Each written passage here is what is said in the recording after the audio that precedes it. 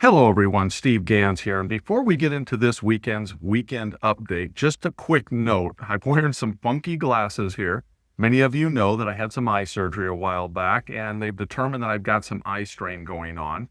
So for the foreseeable future, the eye doctor is suggesting that I wear these funny glasses when I'm at my screen. So hopefully that's not too distracting, and you're going to find plenty of value in this weekend's weekend update, including a trade concept idea I'm going to share with you, and something I call my options trading cheat sheet, which I think you're going to find of great value, and it's something you can download yourself. I'll give you details on that coming up. Good morning, traders and investors. Steve Gans here, and happy 4th of July weekend to everyone. So in the next 10 minutes or so, I'm going to use my 35 years of market experience to go in and analyze our markets and give you my thoughts as to where we're at and where we might be going over the next couple of weeks. In addition to that, I'm going to share a trade concept with you later on in this video that matches the current market conditions. Now, how do I come up with these trade concepts? I get asked that question all the time.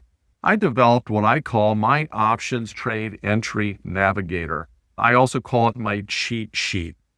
And by using this cheat sheet, basically, it's a 3-step process. I come in, I analyze the underlying that I'm looking to trade. Then I toss in my market sentiment. And then I specifically look at where the volatility is in the market right now.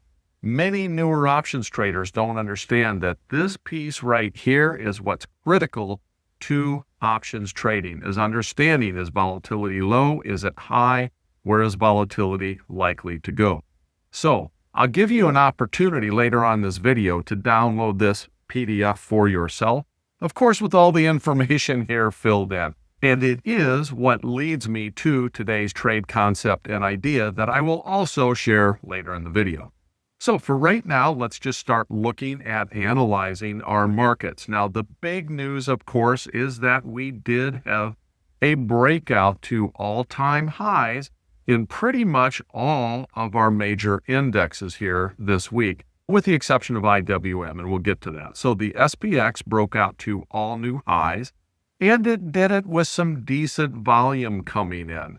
So that's definitely a bullish signal.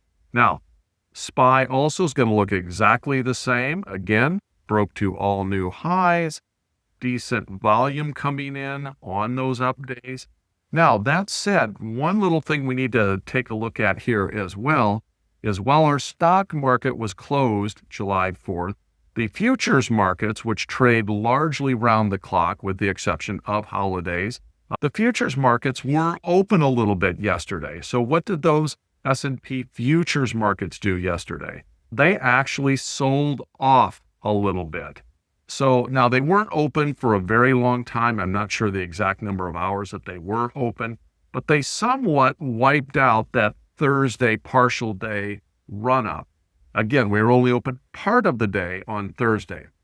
I will also tell you from my 30 plus years of experience that I find that many times the professional traders are not in on those short days. And a lot of the action that takes place is retail buying. Mom and pop buyers aren't necessarily the most sophisticated buyers in many cases. And many times when there's not professionals there to take the other side of the trades, the market will in fact exaggerate whatever's going on, in this case, an up move. So the futures markets is the way sometimes those professionals will come in and level things out. So at the end of the day, I think right there we're seeing on Thursday, the retail traders buying up the market, jumping in, thinking, I don't want to miss out on this rally. It's a FOMO move, a fear of missing out.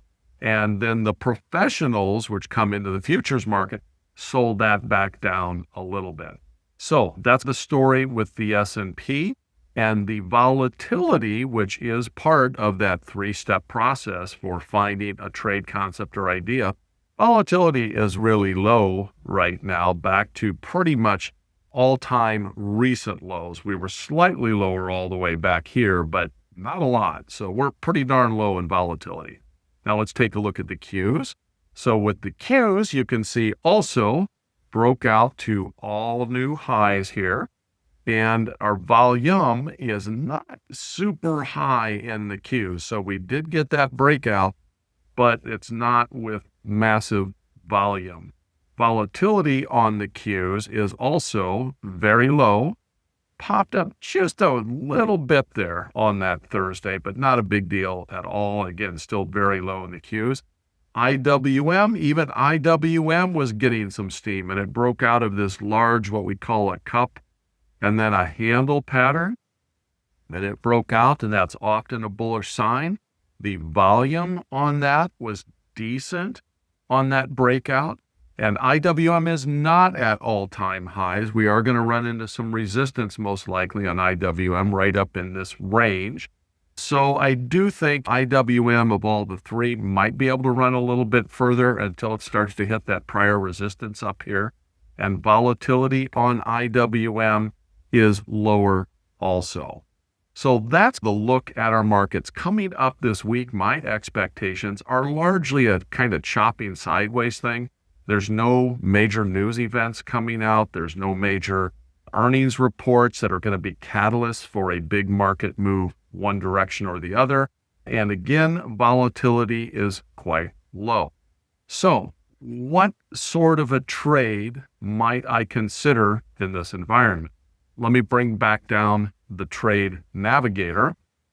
And I've already done the analysis on the underline. My underline is going to be SPY because it's clean, it's simple. I know it meets all these liquidity criteria.